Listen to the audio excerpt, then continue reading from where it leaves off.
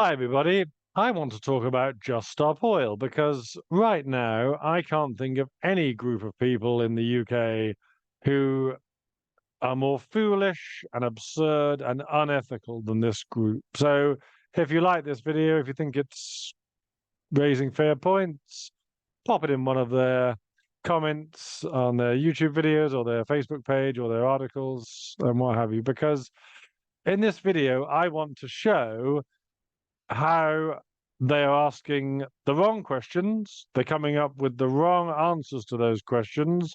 They're making up impossible demands. They're lobbying people to whom they're crediting far too much influence, and they're causing suffering and inconvenience to the people, the general public, who bear the least fault at all in this complex scenario. So they couldn't really be more wrong if they tried.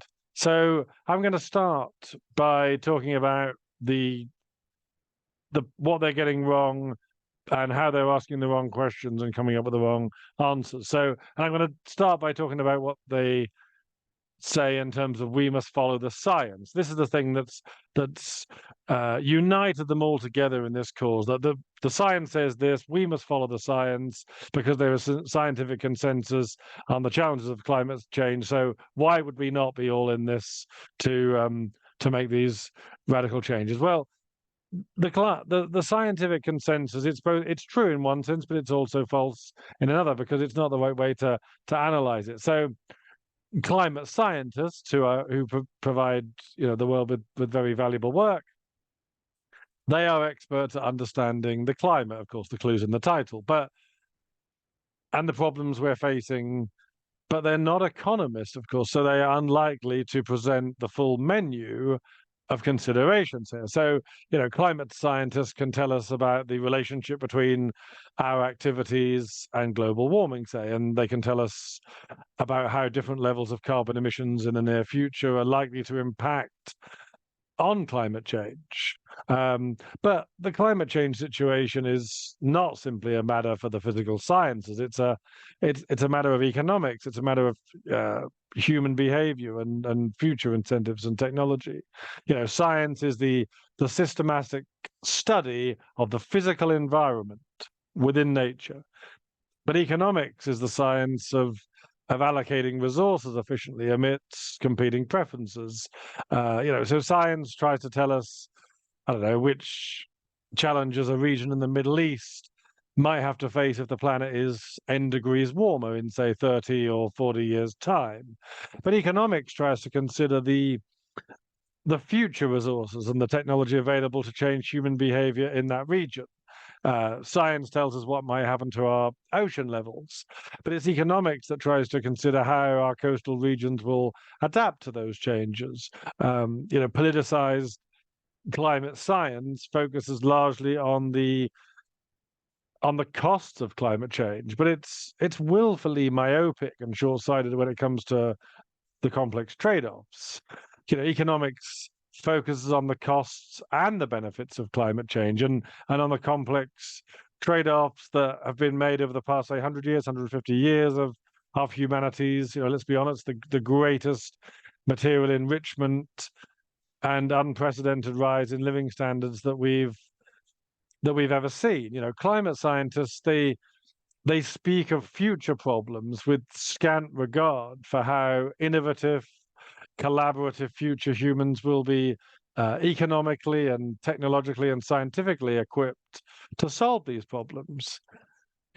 Isolated reactionary appeals to the climate experts and the consensus, they're anemic appeals by themselves because they only have a narrow perspective that neglects to include many of the most important and relevant tenets of the analysis. So, I mean, the biggest giveaway is this, isn't it? It's that technological advancements have been so prodigious in the past 100 years, and obviously, as we get closer to the present, the exponential curves of progression have been more prominent for us.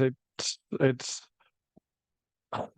an analysis that of climate change that treats future problems as though their scope of solutions will be limited to today's technology, which is what they're doing, is absolutely absurd. You know, a model that assumes a technological and economic stasis, it renders itself useless at the moment it's published, because it's no longer speaking sense about what's going to happen in the future, and that's no way to conduct your business. You know, if you we have two concomitant lines. We have, say, line X and line Y, say, and line X measures the problems we have to solve due to climate change, and they're real problems.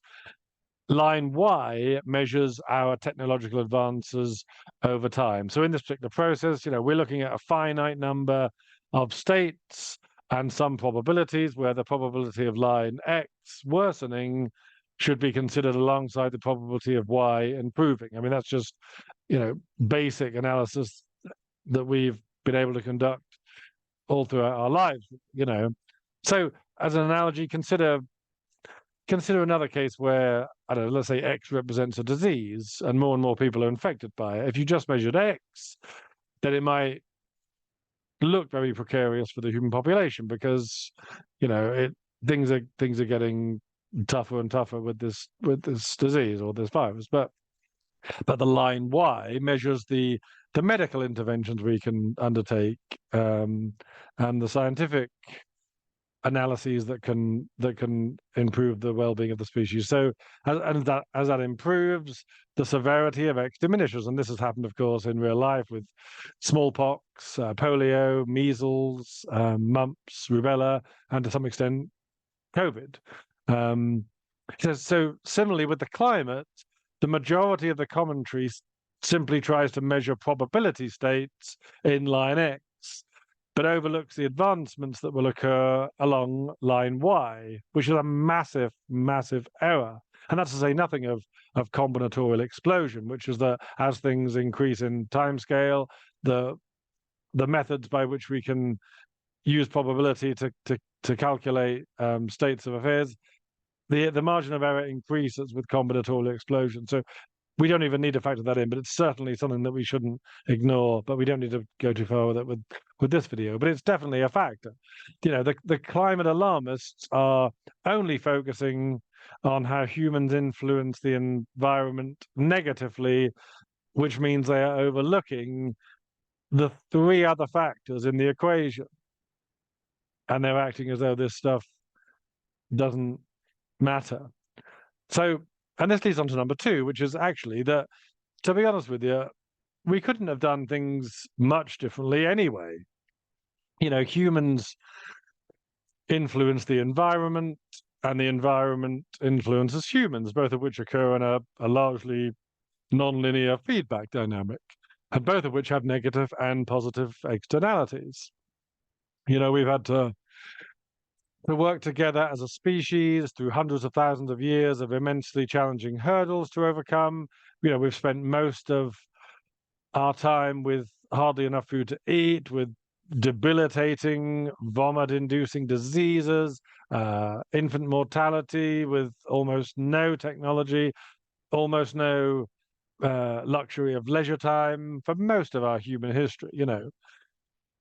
As we progress together in the last 150 years through the Industrial Revolution into current technological revolutions, you know, we've seen how that economic growth and that technological innovation has brought to bear, you know, unimaginable benefits on our species, on our increased standards of living, on human relationships, on increased human knowledge and understanding, on higher life expectancy, on lower infant mortality, on lifting people out of poverty, on improving the GDP of every nation, but particularly developing nations, on healing the sick, on reducing suffering and misery, on giving us more leisure time, more family time. You know, the list goes on. It's the vast majority of that has been driven by the harnessing of fossil fuels and the ability to provide it affordably to so many people across the world. That's been the main driving force,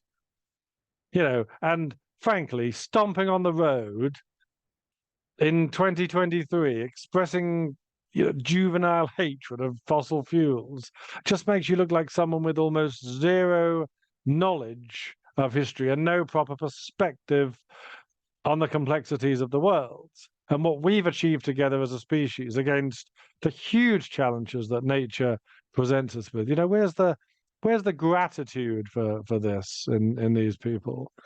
We can't just bring a premature end to fossil fuels without bringing catastrophic harm on the world's industries. It's absolute moonshine. It's something that will affect everything else because pretty much everything, directly or indirectly, still relies on fossil fuels. Sure, weaning ourselves off fossil fuels seems like a good idea, and it's something we should aim to do at the right time in accordance with the right technological and scientific enhancements. But it has to be done steadily and realistically to switch alternatives, not as a result of political panic and lunacy based on duress and absurd demands from climate extremists and climate alarmists. We are nowhere near ready to move so precipitously into a post-fossil fuel world. And we don't have a clue how to even do it without trying to suppress and conceal all the harm that it will do. It's so. This moves us nicely on to number 3, which is in lobbying politicians the way that they are. Just Stop Oil, they're crediting the politicians with far too much influence. It's a wholly unreasonable thing to make demands of people that have no chance of meeting those demands.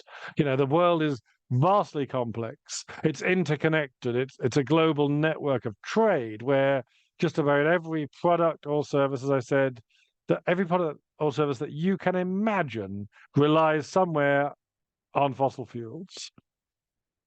We cannot bring an end to fossil fuels prematurely in a global economy that is nowhere near ready to replace them in the way that the climate alarmists think can happen. And to think that these politicians who walk around in their Westminster bubble have either the competence or the will or the influence to make such drastic changes, it's ludicrous. It just shows how narrow-minded and narcissistic and entitled and out of touch with reality these Just Stop Oil folk are. We do know of another group of humans actually who sit around and cry and stomp in tantrums, throwing things when they don't get their way right now. And those group are young children who've not yet grown up to the age where they realize that the world doesn't revolve around them and that there are too many other external factors they don't yet understand, but their parents do. They just haven't grown up yet. And this is the sort of behavior that we're seeing with Just Stop Oil. It's obvious that perverse incentives are at the heart of what the Just Stop Oil types are trying to do. And I think the big giveaway is this. If you think about it, if you observe this carefully, the more this country and its politicians, its establishments, the media institutions, the more they cravenly bend to the Just Stop Oil or the green narrative, because they are doing that, the more paranoid and the more frenzied the Just Stop Oil people become. Have you noticed that? Politicians have done way more than is expected or needed in terms of enshrining extreme climate policies in law at a huge cost to the taxpayer and certainly globally to the huge cost to the developing world. They've allocated billions to green projects through crony capitalist arrangements. They've subsidized renewals. They've imposed carbon taxes and penalties on carbon emissions. The media and the politicians have pushed hard for the Overton window to be shifted to the extreme left on environmentalist dogma. I mean, don't think we haven't noticed this stuff. And yet, at the same time, throughout that, we've seen the eco-alarmists grow ever more extreme, ever more hysterical, hateful, and immature, and resentful of human achievement and material progress, trying more and more outlandish things in order to get attention, disrupting society from within the purview of their entitled middle-class playpens. You know, have you noticed they'll never be satisfied because the only thing that could begin to make them see the light is a total transformative escape out of their narrow and bitter and parochial minds. You must have noticed this. This is not how people who want to understand the truth and facts and reason and use logic, this is not how they would behave. So you can tell that the incentives are perverse. They're not really interested in achieving the aims like they claim. And I think a lot of it is mental health. It's being brought up into an environment, no pun intended, where they've been scared by older, influential people. They've been scared by the media, by their education system, thinking that they've got no future, using the word genocide, thinking the governments are genocidal. How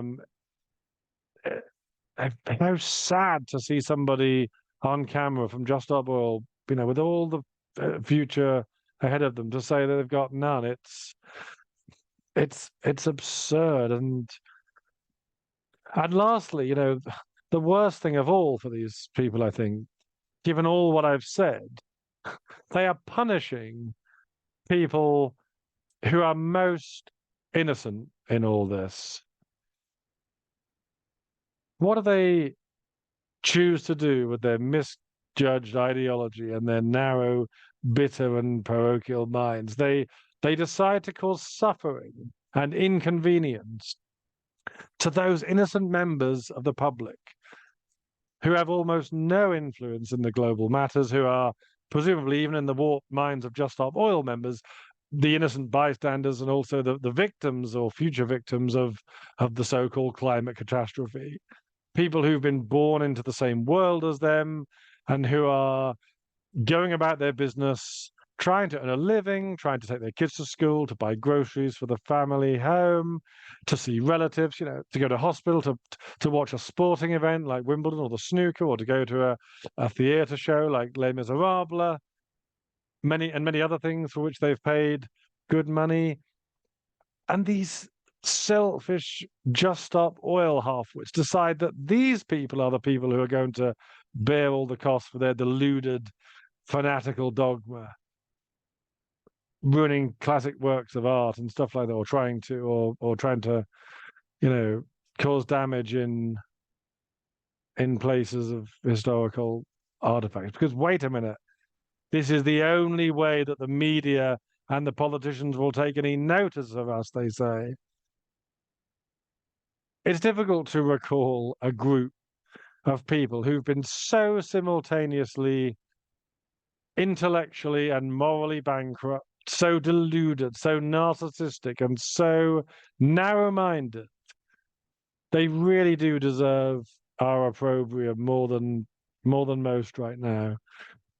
In summary, Just Stop Oil, they're asking, as I said, the wrong questions. They're coming up with the wrong answers. They're making impossible demands. They're lobbying the wrong people. They're giving them far too much credit for the influence they might have or the will they might have to change things. And they're causing suffering and inconvenience to the people who bear the least fault of all in this complex scenario. How much more wrong could they be? They couldn't get it much more wrong if they tried. It should be evident for any who still need convincing that the climate net zero project is miles short of the requisite level of sound reasoning or understanding of the full complexity of the reality. It's a socio-political project driven by self-interest, driven by fear, driven by tribalism, by insecurity. If we can't yet do without fossil fuels, and if a significant proportion of the world's population still requires fossil fuels, to continue to build up their industry and advance further on their journey of progression to higher living standards, purchase them most optimally in accordance with the price systems, information signals. As I said, cheap energy is the biggest driver of material progress that we've ever had. And see, not have the price of the most demanded natural resources bid up artificially by self-serving, narrow-minded politicians, then what the climate extremists are demanding is absurd, unrealistic, selfish, it's harmful, and it's unethical.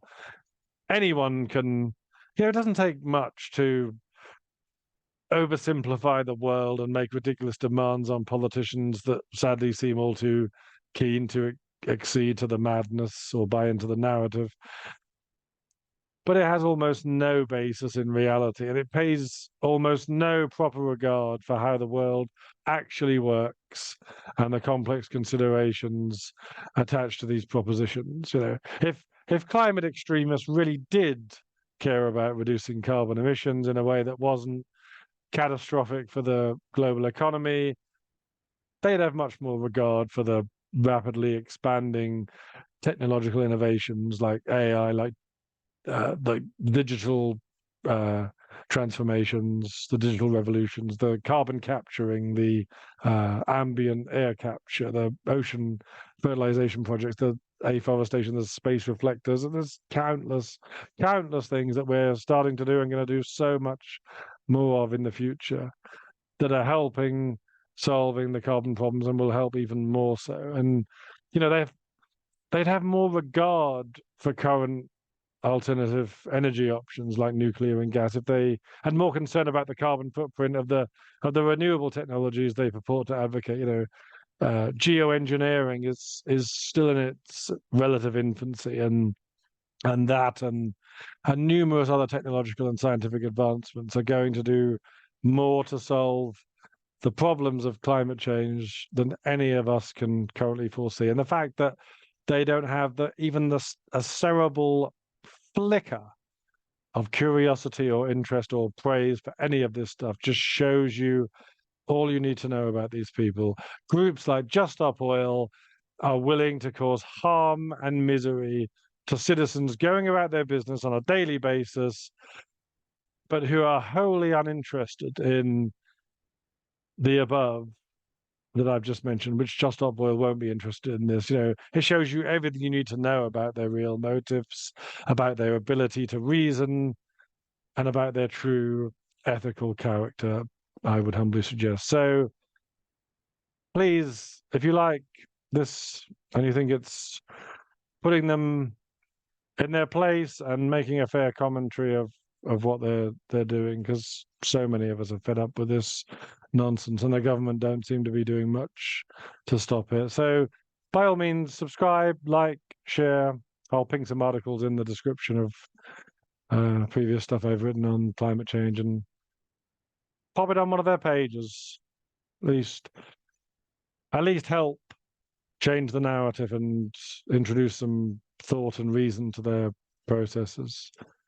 Try and instill some balance, because there will be people watching this stuff who aren't convinced by Just Stop Oil, but may get drawn in at a later date. So, and they certainly won't be doing anything to discourage that. So yeah, thanks for watching, and I'll catch you soon.